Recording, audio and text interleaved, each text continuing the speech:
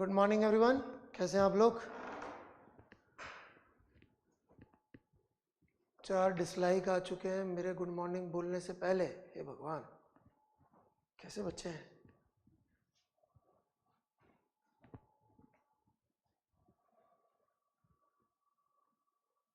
चार डिसलाइक। चलिए, डीपीपी आप लोगों को दिया था, वो आपने अटेम्प्ट कर लिया होगा, उसके सॉल्यूशंस हम लोग अपलोड कर देंगे वेरी सून। ऑलराइट, तो now we will continue with Newton's law further. Alright, और डिसलाइक बढ़ते जा रहे हैं अनफॉर्चुनेटली। 7 हो चुके हैं, जब तक पढ़ाया भी नहीं है। यार पढ़ के कर देना भाई डिसलाइक।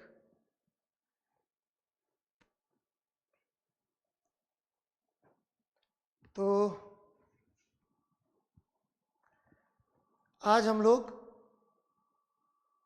जो वेक्टर्स में हमने कंपोनेंट लेना सीखा था, थोड़ा बहुत उन चीज़ों का यूज़ करेंगे और न्यूटन्स लॉ भी थोड़ा सा और आगे पढ़ेंगे। ठीक है,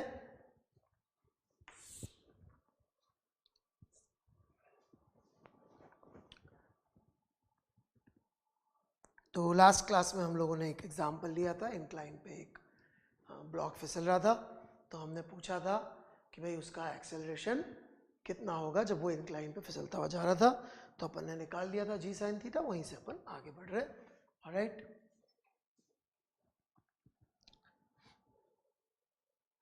तो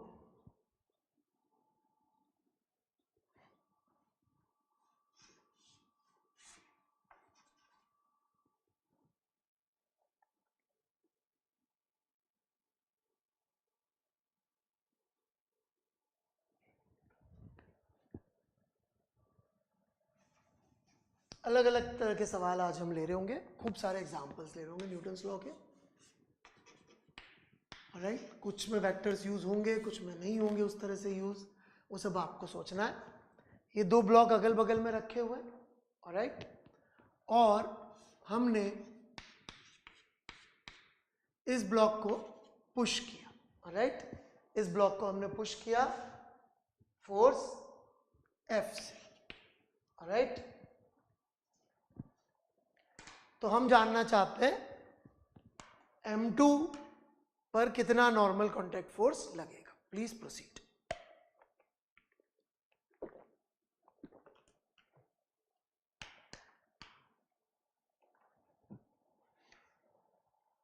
जल्दी से आंसर निकाल लीजिए। आंसर लिख के यदि अभी तक लाइक नहीं किया तो लाइक कर दीजिए।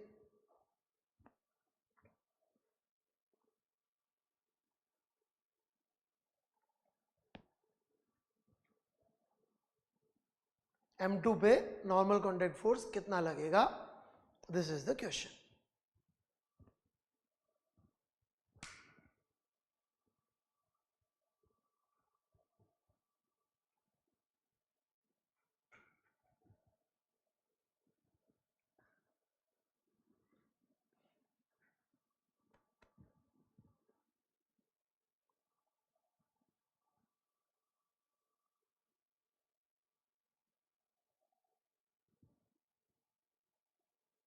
ओके, कई सारे बच्चों ने सही आंसर निकाल दिया, दैट्स वेरी गुड।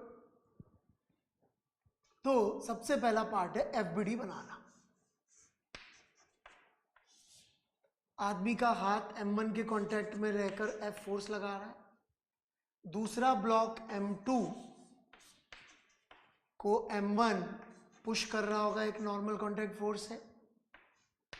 और उसी का third law pair, alright, N dash, आप चाहें तो दोनों को एन ही लिख देते हैं, मैग्नीट्यूड सेम है, इस ब्लॉक पे लग रहा होगा। तो सबसे पहले ये एफबीडी देख लीजिए, किसी को एफबीडी में डाउट हो तो पूछ सकता है। एफ फोर्स सिर्फ M1 पे लगेगा, M2 पे F नहीं लगेगा। जो उसके कांटेक्ट में M1 था उसका नॉर्मल कांटेक्ट फोर्स लगेगा। ये डिफरेंस बिल्कुल क्लियर होना चाहिए सबको। ऑलराइट,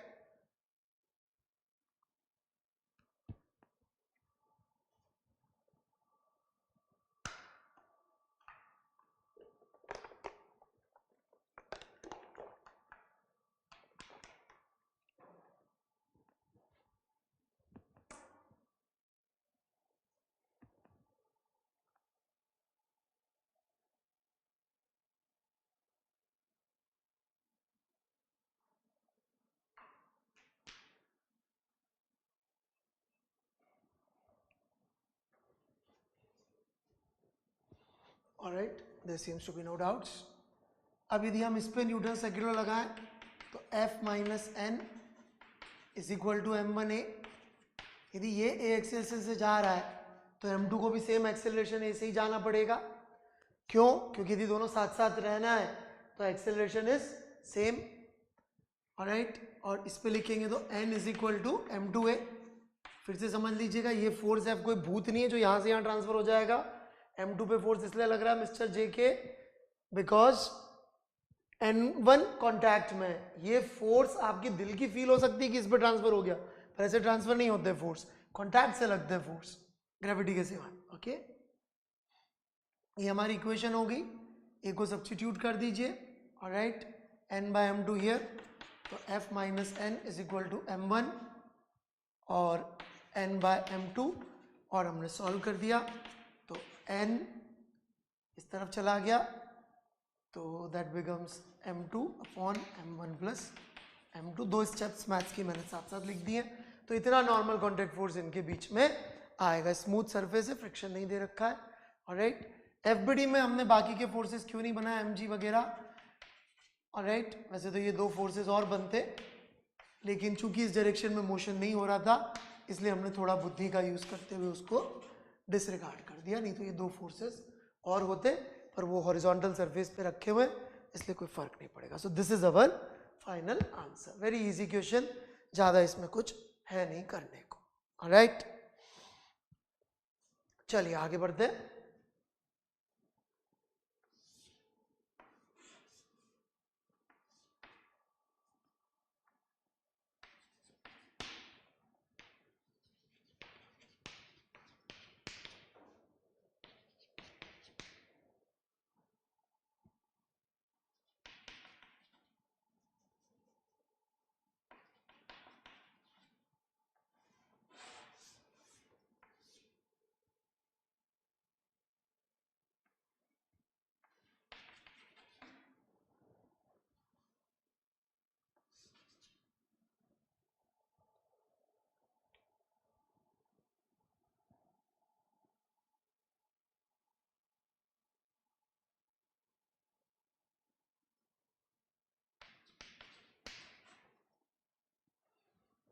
फिफ्टी न्यूटन का फोर्स ऊपर की तरफ लगा रहे, इंक्लाइन पे रखा हुआ है, alright.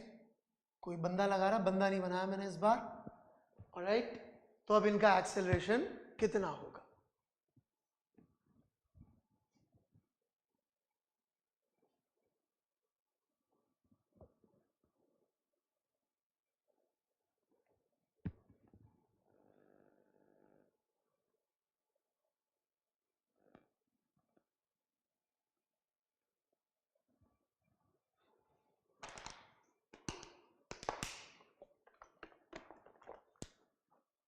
Acceleration of the blocks कितना होगा?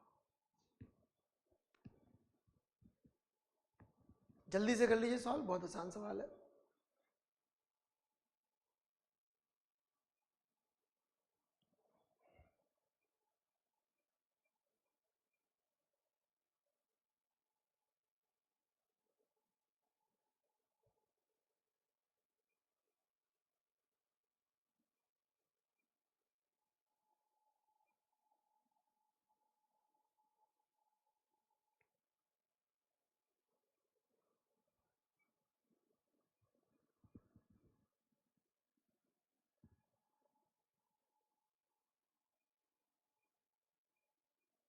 ओके,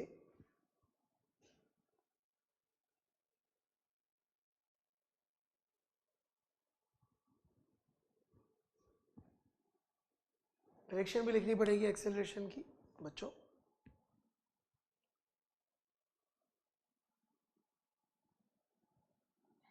चलिए here we go then. FBD again, पिछली क्लास में सिखाया था बनाना। ये 50,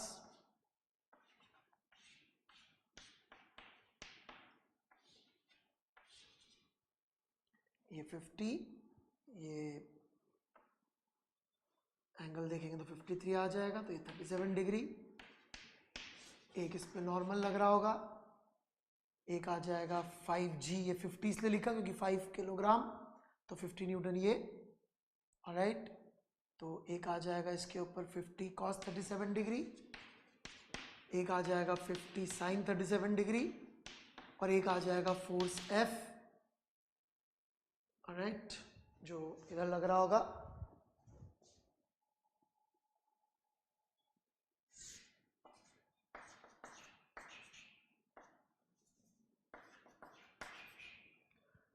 प्लस इसके कांटेक्ट की वजह से एक नॉर्मल कांटेक्ट फोर्स लग रहा होगा। इसी तरह से इस ब्लॉक का बना है 10 किलोग्राम का, इस पे एक नॉर्मल कांटेक्ट फोर्स लग रहा होगा, 100 किलोग्राम इधर लग रहा होगा।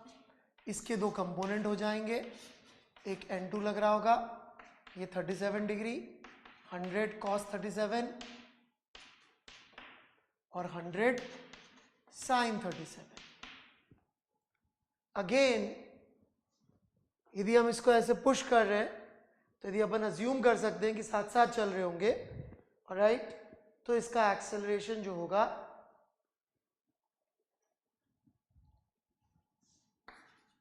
ए ऊपर ऐसे आ जाएगा।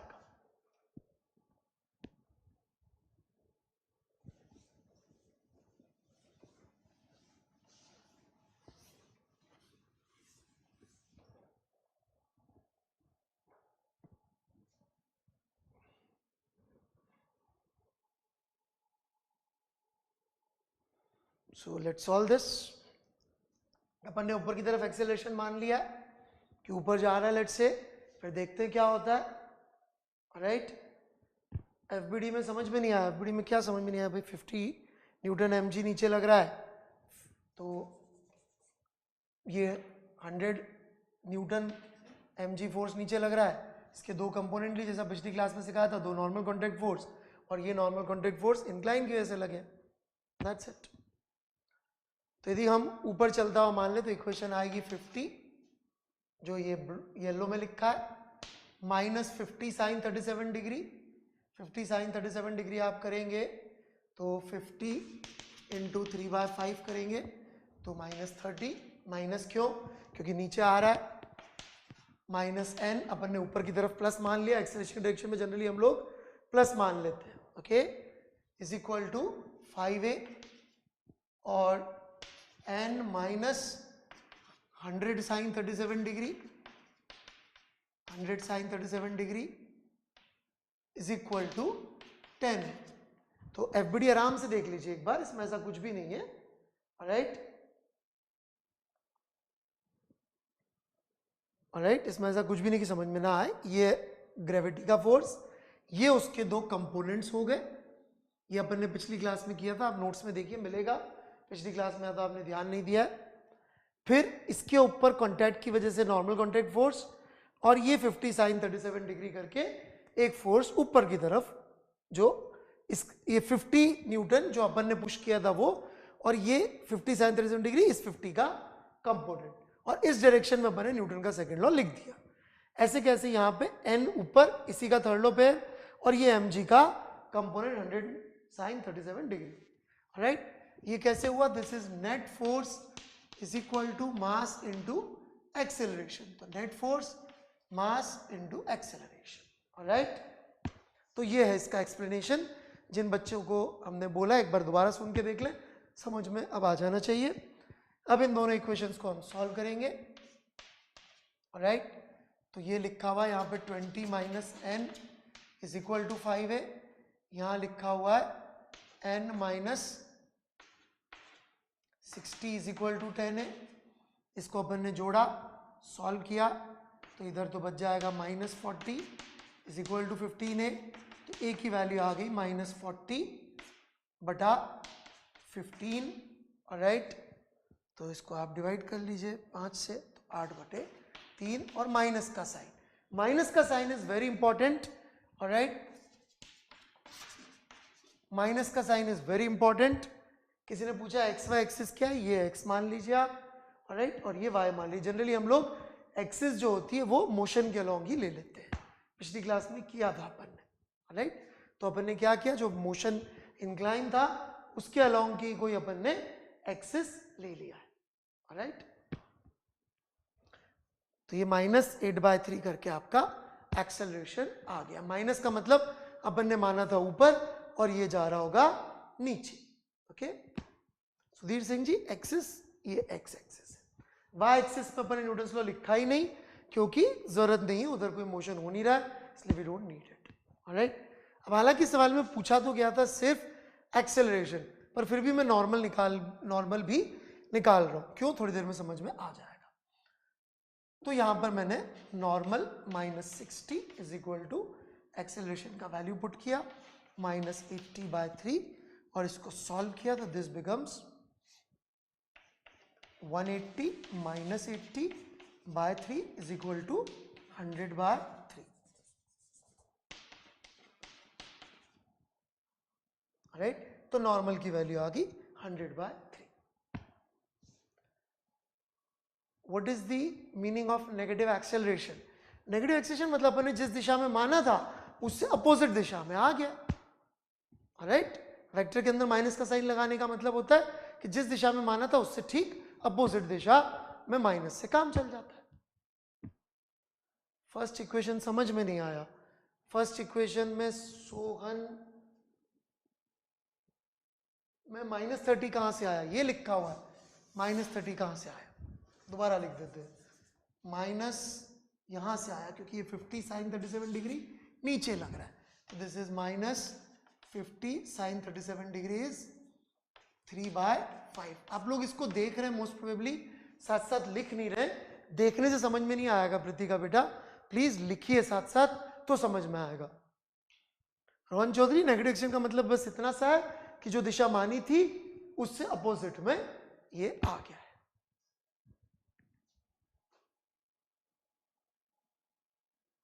फर्स्ट इक्वेशन यही है, net force is equal to, तो नेट फोर्स पे ऊपर की डायरेक्शन के फोर्सेस पॉजिटिव तो 50 पॉजिटिव और 50 इंटू 3/5 नेगेटिव और नॉर्मल भी negative. So this is what we have. आराम से इसको पहले कॉपी कर ले।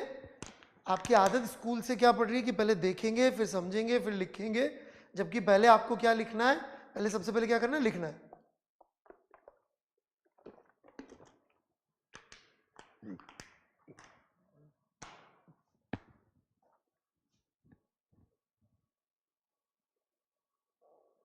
दोनों के एक्सेलरेशन सेम क्यों लिए? क्योंकि हमने मान लिया कि दोनों साथ साथ ऊपर जा रहे हैं। आप खुद सोचिए, मैं इसको पुश कर रहा हूं पीछे से, ऑलराइट, और 10 किलोग्राम भाग जाए और 5 किलोग्राम धीरे धीरे चलता रहे तो फिर तो नॉर्मल ही नहीं बचेगा इनके बीच में, इसलिए अपन ने मान लिया कि साथ साथ चल रहे होंगे।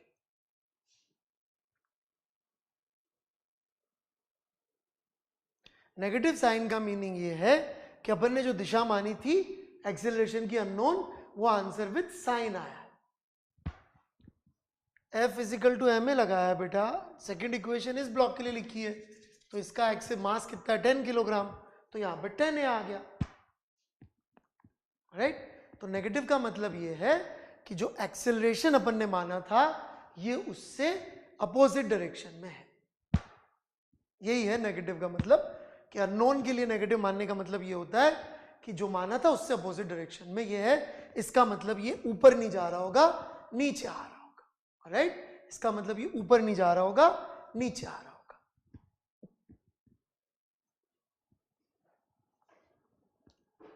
और जितना आप लिखेंगे उतना अच्छा समझ में आएगा, जितना आप लिखना अवॉइड करेंगे उतना कम समझ में आएगा।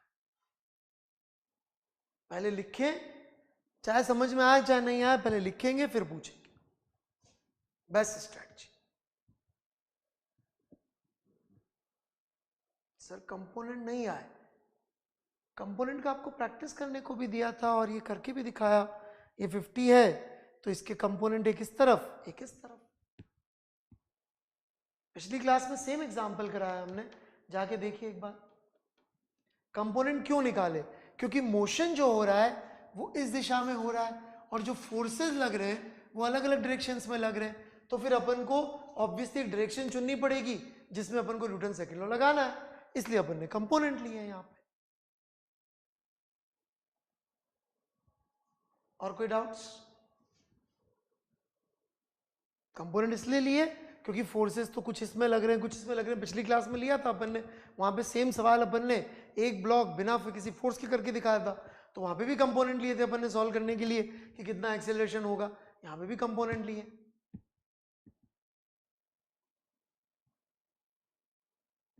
और सबसे पहले लिखें, समझने की कोशिश बाद में करें, लिखने का प्रयास सबसे पहले करें। लिखना समझने से इंडिपेंडेंट रखें, अपन को लिखना ही लिखना है, चाहे कुछ भी हो जाए। We must right, right then you see कि आपको आगे क्या करना है। Writing is must.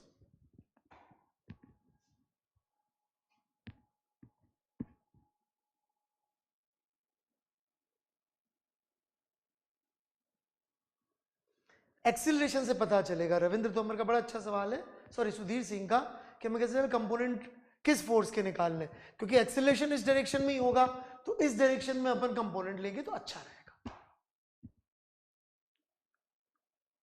हाँ दे रखी है इस सवाल में, हमने भी दी है ना साइन 37 डिग्री की वैल्यू, तो ऐसे सवालों में दे रखी होगी।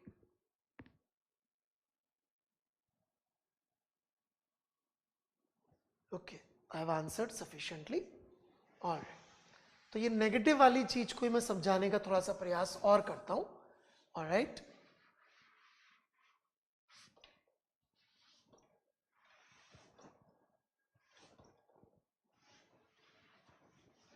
साइन 37 डिग्री की वैल्यू सबने लिख ली होगी। ऑलराइट,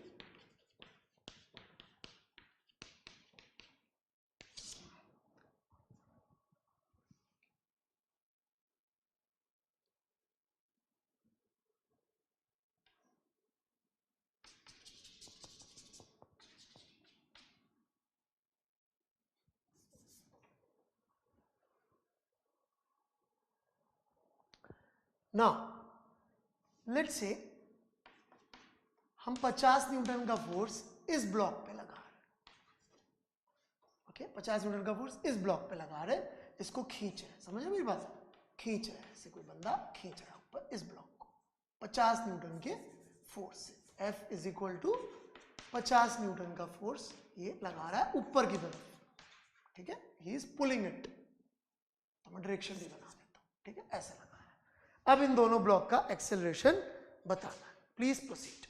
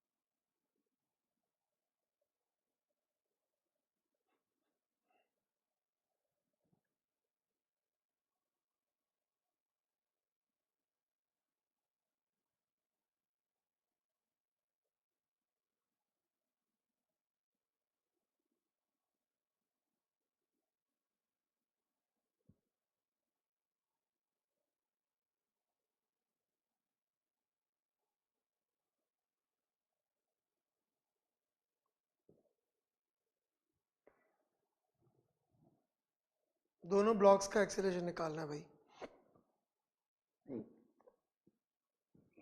अटैच नहीं है, साथ साथ रखे बस।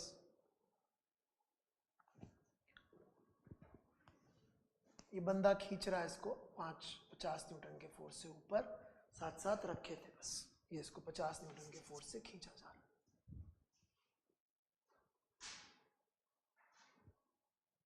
जैसे ये दो डस्टर साथ साथ रखे हुए हैं, वैसे साथ साथ रखे हुए।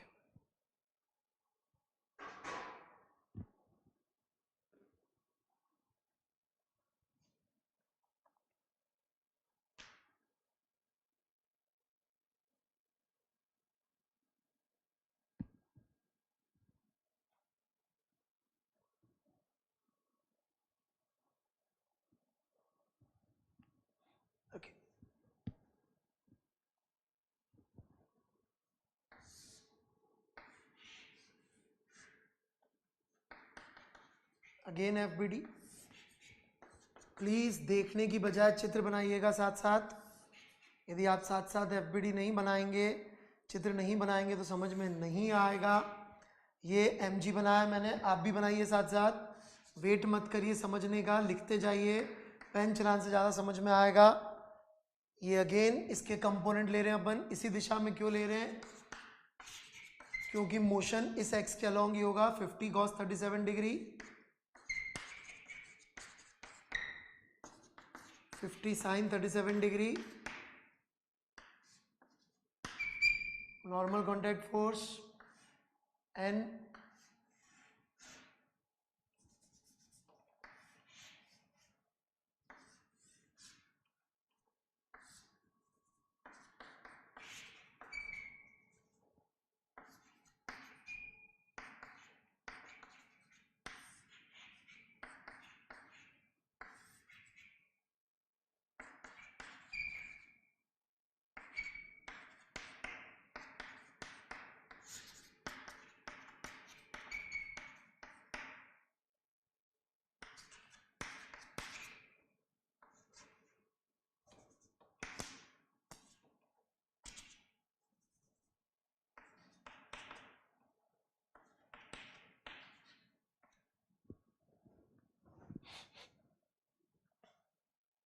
सो ये फ्री बॉडी डायग्राम है, इसको समझना नहीं है, पहले इसको बनाना है। राइट, तो इसको पहले बना लें, फिर कोई डाउट हो तो पूछ सकते हैं कि FBD में बात समझ में नहीं आई।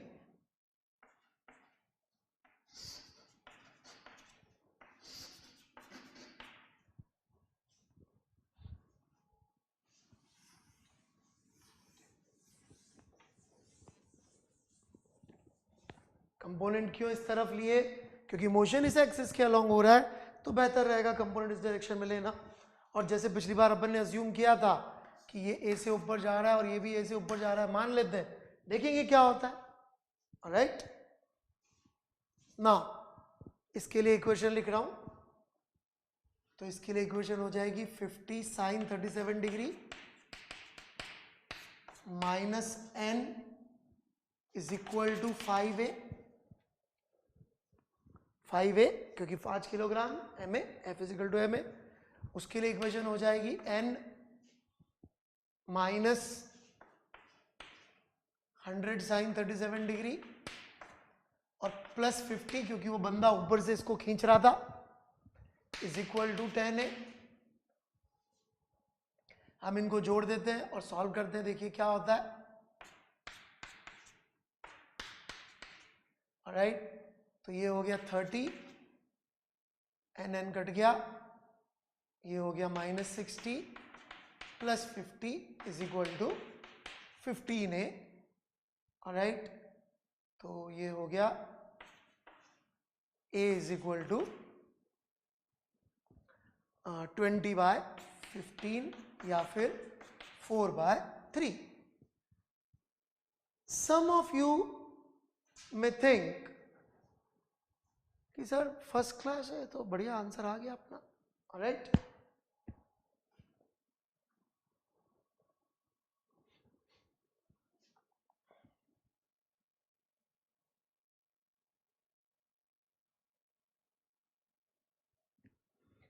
नाउ द पॉइंट इज कि दिल से कुछ लोगों को फील आई कि नहीं इनका एक्सेलरेशन अलग अलग हो जाएगा, तो कैसे पता पड़ेगा कि ये जो आंसर आया है सही है गलत है? एक्चुअली आंसर गलत है, मैंने इतनी मेहनत करके गलत आंसर निकाला। ऑलराइट, तो कैसे पता पड़ेगा कि ये आंसर गलत है?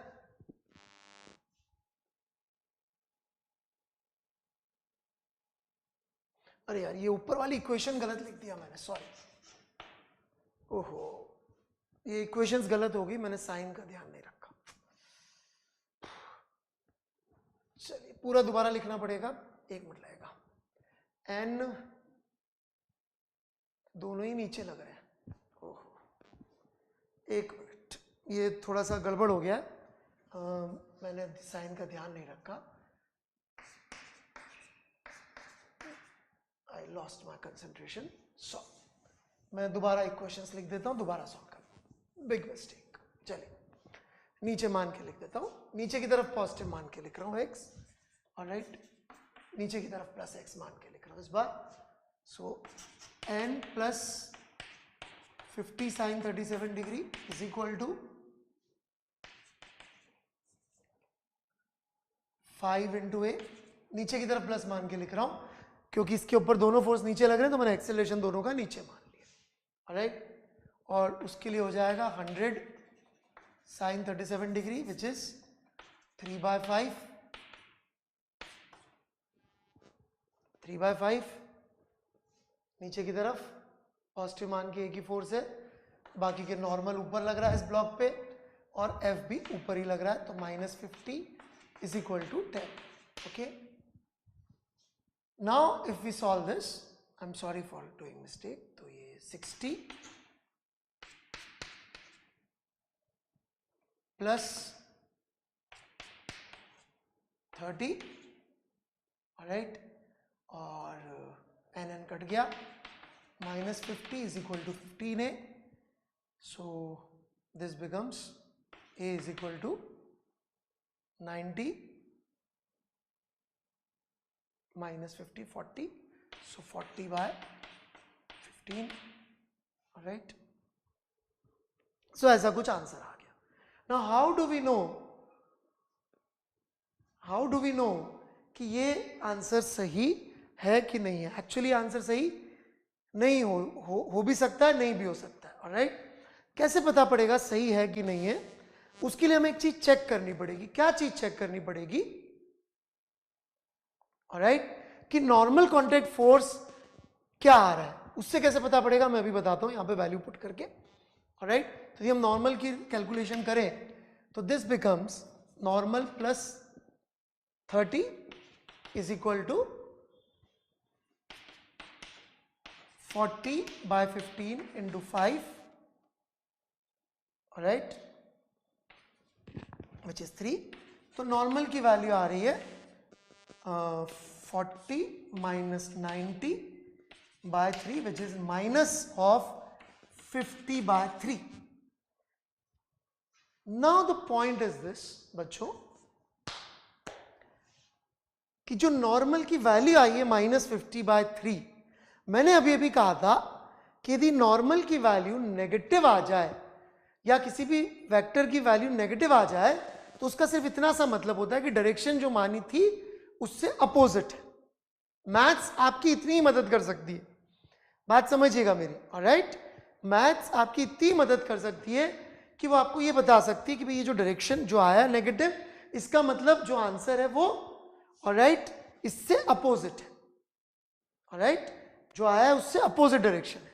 इसका मतलब इस 5 किलोग्राम पे जो नॉर्मल 10 किलोग्राम से लग रहा होगा वो इस तरफ लग रहा होगा, ऑलराइट। जो भी नॉर्मल की वैल्यू आई है 50/3 इधर लग रहा होगा, और इस पे जो नॉर्मल लग रहा होगा जो अपन ने माना था ऊपर, वो नीचे लग रहा होगा 50/3।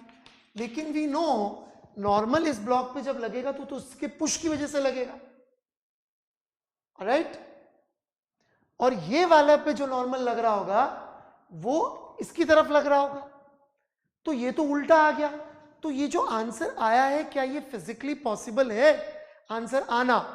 The answer is no.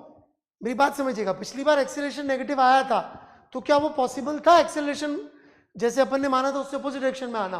हाँ, वो पॉसिबल था, इसलिए अपन ने उस आंसर को स्वीकार कर लिया। अब की बार जो एक्सेलरेशन की वैल्यू आई वो ठीक है प्लस आ गई, लेकिन अपन को फिर भी चेक करना पड़ रहा है कि जो नॉर्मल कॉन्टैक्ट फोर्स आया, ऑलराइट, ये नेगेटिव आ गया, इसका मतलब ये जो मान है उससे उल्टे लग रहे होंगे, मतलब इस पे पुलिंग का लग रहा होगा।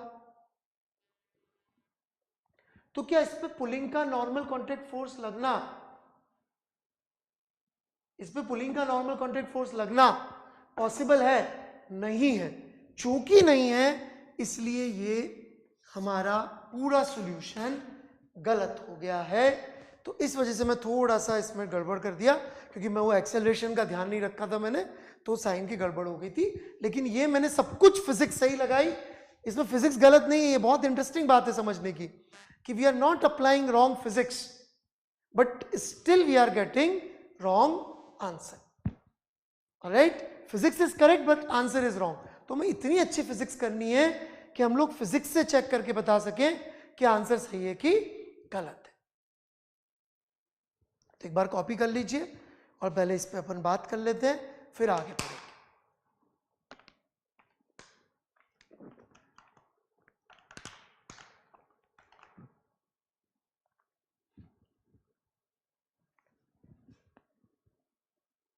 ठीक है, और एक्स मैंने पॉजिटिव मान के लिख लिया। नहीं रविंद्र तोमर जी, फिजिक्स में एक्सेप्शंस नहीं होते, फिजिक्स में there are no exceptions, these are laws of physics. और हमारा अजम्पशन कि ये दोनों साथ साथ जा रहे होंगे, that is may be wrong. भाई नॉर्मल की डायरेक्शन ये तो संभव है नहीं, और ये मानी तो नेगेटिव आ रहा है, इसका मतलब देयर इज अनदर पॉसिबिलिटी कि हो सकता है ये कांटेक्ट में ही ना हो। It is something like this, जैसे कि मान लीजिए मेरे पास में ये दो डस्टर है, ओके, मैं पुश करूंगा तो नॉर्मल प्लस आ जाएगा, लेकिन मैं इसको पुल करूंगा,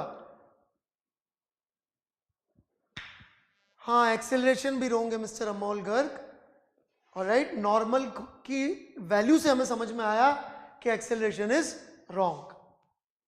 वाई एक्सिस ये मान रखिए बच्चे, हालांकि वाई एक्सिस का इस प्रॉब्लम में कोई रोल नहीं है। हाँ हाँ बिल्कुल सही सुधीर सिंह, नॉर्मल पुल नहीं करता इसलिए गलत है, ओके, चूंकि नॉर्मल पुल नहीं करता इसलिए गलत है। Normal can only push, it can not pull. Why is it not possible? Because normal cannot pull, normal से पुल नहीं कर सकते। जैसे कि इन दोनों के बीच नॉर्मल कॉन्टैक्ट फोर्स लग रहा है, मैंने इस डस्टर को खींचा तो क्या मैं इस डस्टर को नॉर्मल कॉन्टैक्ट फोर्स से पुल कर सकता हूं? नहीं, पुश कर सकता हूं, पुश कर सकता हूं। So it's a beautiful question actually. तो ये मिस्टेक्स आई होप समझ में आ गई होगी। अब हम लोग क्या करेंगे, इसका सही सॉल्यूशन निकालने का प्रयास करेंगे। अब सही सॉल्यूशन कैसे निकलेगा? हाँ कर रहे सही सॉल्यूशन कैसे निकलेगा? पहली बात, पॉसिबिलिटी ये थी कि ये दोनों पुश करें तो नॉर्मल नेगेटिव आ रहा है, नेगेटिव हो नहीं सकता, तो अदर पॉसिबिलिटी इज कि normal is zero, other possibility is that normal is zero. Now for that possibility here we go, if normal become zero, तो ये देखिए पहले एफबीडी, अब मैं सिर्फ जो जरूरत की फोर्सेस है वही लिख रहा हूं, ऑलराइट, और भी लग रहे हैं पर मैंने वो नहीं लिखे, इस डायरेक्शन की फोर्सेस लिख रहा हूं मैं।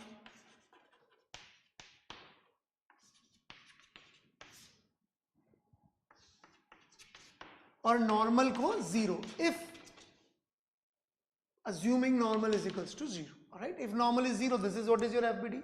Now if normal is zero, obviously they will not be accelerating together.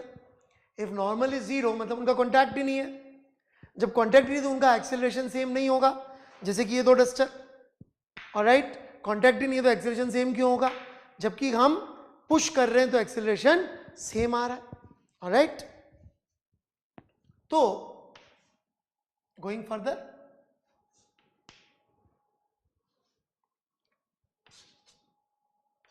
ये एक्सेलरेशन A1 ऊपर मान लिया, ये एक्सेलरेशन A2 नीचे मान लिया, या इसको भी नीचे ही मान लेते हैं, ऑलराइट, और 1 और 2 वही लिख देते हैं जो उधर लिखे थे। तो इसके लिए इक्वेशन क्या आएगी 5 किलोग्राम के ब्लॉक के लिए? 50 sin 37 degree is equal to 5A1। इसके लिए क्या आएगी? 100 sin 37 degree minus 50 is equal to 5A2। ये भी इंडिपेंडेंटली सॉल्व हो जाएगा, ये भी इंडिपेंडेंटली सॉल्व हो जाएगा। तो A1 का वैल्यू कितना आ गया? 10 sin 37 degree which is 6 metre पर second square down the incline, down the incline. A2 कितना आ जाएगा? ये अपन ने पहले भी निकाला हुआ, 60 आता है, राइट, 100 into 0.6 60 minus 550 10, तो A2 becomes 2 मीटर पर second square down the incline, alright. तो ये पॉसिबल है ऐसा होना, इसमें कोई फंडामेंटल मिस्टेक नहीं हो रही है, सो this is correct answer.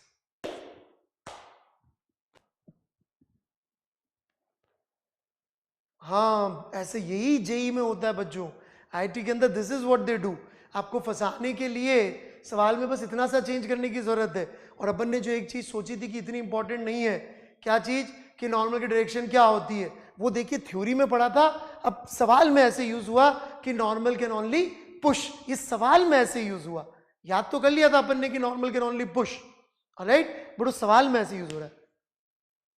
How did you take 5A2?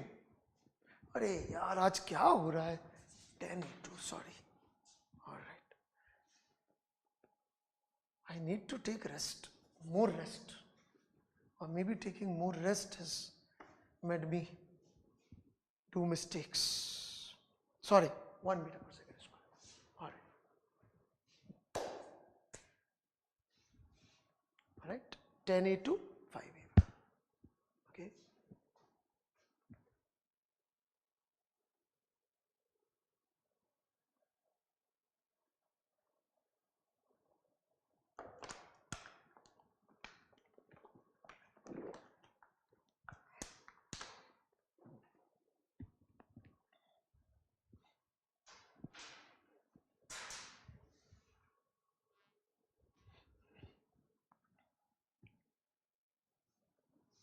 Fifty sign 37 degree बेटा जो यहाँ बना है यही उठा के इधर बना दिया, बाकी के फोर्सेस काम के नहीं थे, वो नहीं बनाए. रोहन चौधरी शुरू से सुनिए लेक्चर, समझ में आ जाएगा. क्योंकि नॉर्मल जब अपन ने ये वाला लिया था तो उसकी वैल्यू नेगेटिव आ गई थी. नेगेटिव मतलब पुल कर रहा है, पुल कर नहीं सकता, तो ओनली पॉसिबिलिटी इज कि कॉन्टैक्ट छूट गया. द ओनली पॉसिबिलिटीज कि कॉन्टैक्ट छूट गया होगा, क्योंकि नॉर्मल अदरवाइज और कुछ हो नहीं सकता. राइट, पॉजिटिव मान रहे हैं तो नेगेटिव आ रहा है, पर नेगेटिव पॉसिबल है नहीं, तो एक ही पॉसिबिलिटी बचती है कि जीरो हो जाए, मतलब कॉन्टैक्ट ना आ रहा है.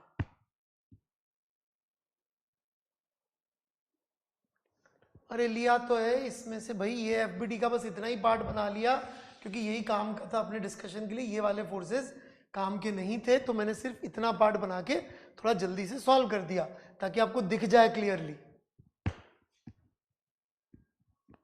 आपको क्लियरली दिख जाए, इसलिए हमने, यही एफबीडी है लेकिन इसमें से हमने सिर्फ ये वाला फोर्स बना लिया क्योंकि मोशन इसके अलोंग हो रहा है, तो इसी फोर्स पे ध्यान दे दिया अपन ने.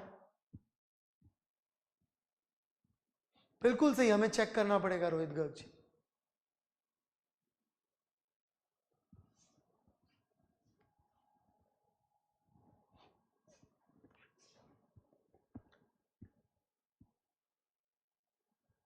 चलिए, काफी अच्छे बच्चे हैं. You are able to understand. It was a very good problem.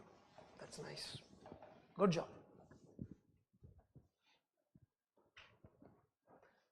अब ऐसा ही केस रस्सी में भी होता है. जरा आपको बता दें एक सवाल सिंपल सा लेके.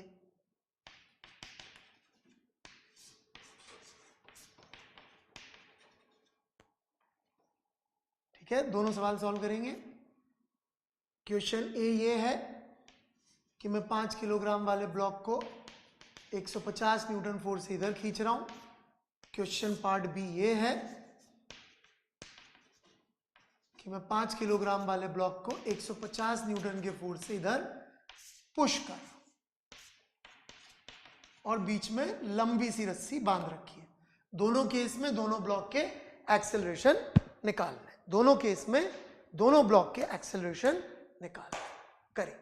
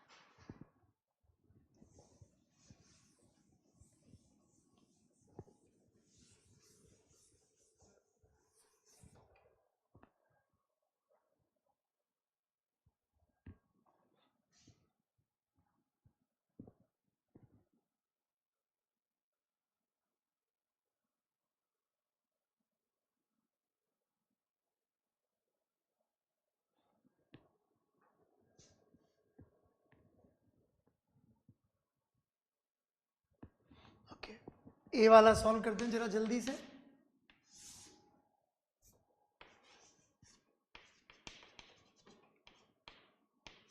$150 और इस पे लगा ये टेंशन का फोर्स। टेंशन रस्सी सिर्फ पुल कर सकती है, जैसे रस्सी इससे हम पुल कर सकते हैं, तो ये पुलिंग का फोर्स लगा दिया अपन ने पिछली क्लासेस में डिस्कस किया हुआ है कैसे ये टी का वैल्यू इधर आ जाता है, ये डिस्कस किया हुआ जब हमने थोड़ा सा टेंशन आपको यूज करना सिखाया था। ऑलराइट, ये टी इधर, ये 10 किलोग्राम। ऑलराइट, यही एफबीडी बनेगा। अब यदि हम इसको खींचेंगे और ये ए से चलेगा तो रस्सी चूंकि टूट नहीं रही है, ऑलराइट, उसकी लेंथ कांस्टेंट है, तो जिस वेलोसिटी से भागेगा उसी वेलोसिटी या उसी एक्सेलरेशन से इसको भी भागना पड़ेगा। तो अपन इक्वेशन लिख सकते हैं 150 माइनस टी, ये इसके लिए लिख रहे हैं अपन। वर्टिकल में कोई मोशन नहीं हो रहा इसलिए अपन ने उसके एफबीडी में अभी जरूरत नहीं समझी। इज इक्वल टू 5 है, ये 5 किलोग्राम के लिए इक्वेशन, ये 10 किलोग्राम के लिए equation. T is equal to 10 है। ऑलराइट, सॉल्व कर लीजिए। A becomes equal to, alright, 150/15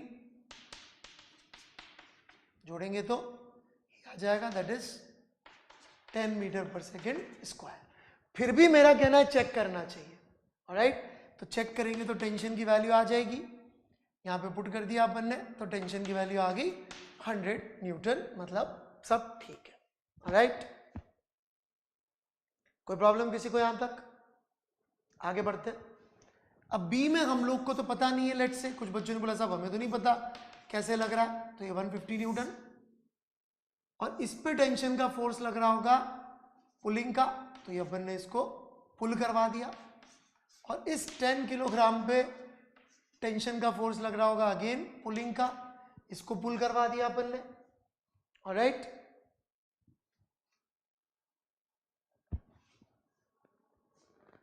add these two equations, इनको जोड़ लीजिए। अमोल गर्ग जी, आप लिखते नहीं हैं, आप क्या इसको देखते हैं, फिर पूछते हैं, फिर समझते हैं, फिर लिखते हैं। आप इसको लिखेंगे तो अपने आप समझ में आ जाएगा। यदि मैं ऐसा मान लूं, ऑलराइट, अब प्रॉब्लम ये है, वैसे तो यही दिख रहा है बहुत बड़ी गड़बड़ है, बट फिर भी ना दिखे लेट से, ऑलराइट, तो मैं मान लेता हूं ये इस तरफ जा रहा है ए एक्सेलरेशन से। ऑलराइट, ये ए से जा रहा है तो मुझे इसको भी ए से चलता हुआ इधर मानना पड़ेगा। ये तो यही गड़बड़ हो गई क्योंकि फोर्स इधर लग रहा है, एक्सेलरेशन इधर, बट फिर भी सॉल्व करते हैं। तो 150 plus T is equal to 5 है। ये कितना हो गया? यदि अपन ने इस दिशा को प्लस मान के लिखा है तो ये हो जाएगा टी की जगह minus T is equal to 10 है। जोड़ दिया इनको अपन ने, जोड़ दिया तो इधर बचा सिर्फ 150, इधर आ गया 15 है। तो आप देखेंगे यहाँ पे एक्सेलरेशन नेगेटिव नहीं है, एक्सेलरेशन तो फिर से बढ़िया सा आ गया 10। लेकिन जब सॉल्व करेंगे टेंशन के लिए तो आएगा -100।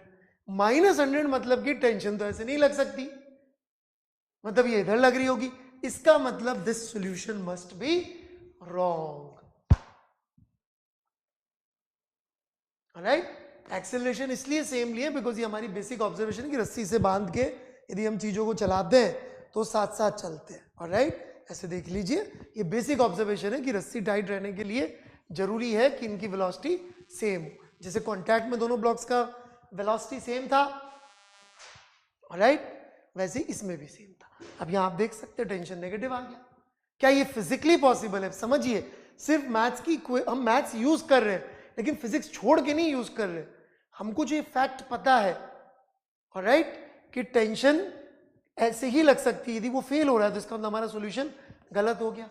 अब हमें क्या मानना पड़ेगा, हमें मानना पड़ेगा कि जैसे ही पुश किया होगा, हमारी ऑब्जर्वेशन है रस्सी स्लैक हो जाएगी, जैसे पुश करेंगे रस्सी स्लैक हो जाएगी, स्लैक हो जाएगी तो फोर्स नहीं लगा पाएगी। तो हमारी इक्वेशन क्या बनेगी, 150 से हमने पुश किया, दैट्स इट, इस पे कुछ फोर्स ही लगेगा, T is equal to 0, this is your FBD, this is A1, this is A2, so A1 becomes equal to 150 by 5 which is 30 और A2 is equals to 0 बटा 10 which is equal to 0।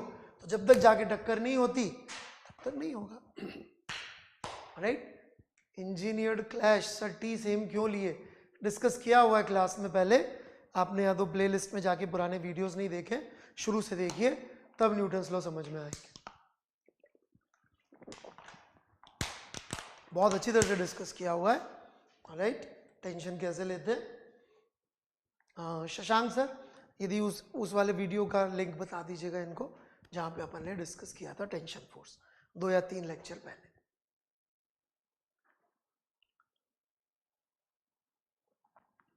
देख लीजिए, कोई चीज समझ में नहीं आई हो तो पूछ लीजिए। ऐसा हर सवाल में नहीं होगा, बड़े एक्सेप्शनल कम सवालों में होता है ये, तो ये कम सवालों में होता है इसलिए इसको लोग पढ़ाते ही नहीं है। जबकि मेरा कहना है जेई में आने लायक कोई चीज होगी तो ऐसा केस होगा।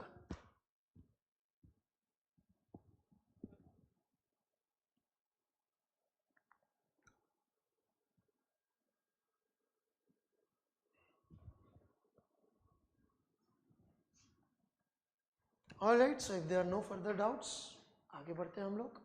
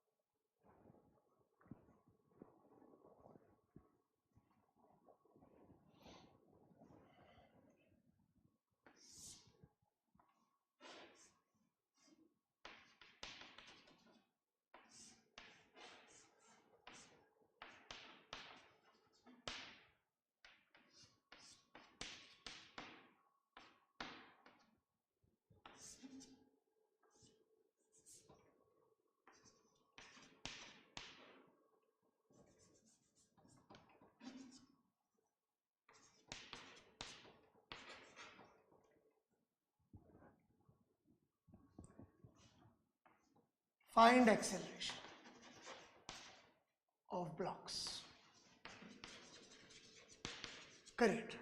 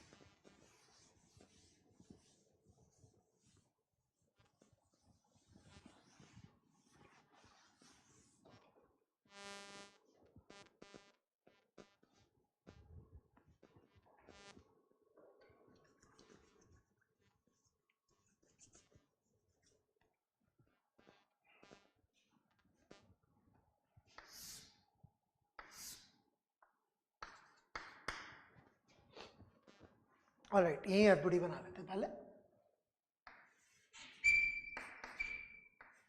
100 न्यूटन फोर्स नीचे,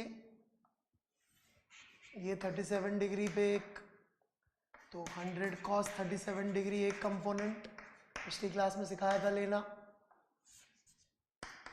100 sin 37 डिग्री, और टेंशन का फोर्स जो इसको पुल कर रहा होगा, इधर टेंशन का फोर्स जो इसको पुल कर रहा होगा, और एक 50 sin 37 डिग्री। ऑलराइट, ये इस 50 के कंपोनेंट्स हैं।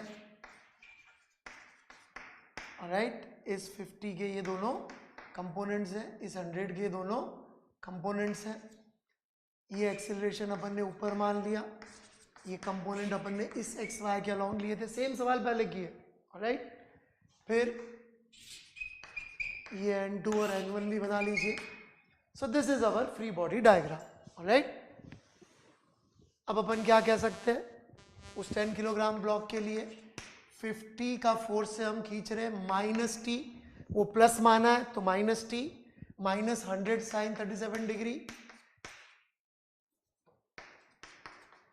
इज इक्वल टू 10a, फिर इसके लिए t माइनस 50 sin 37 डिग्री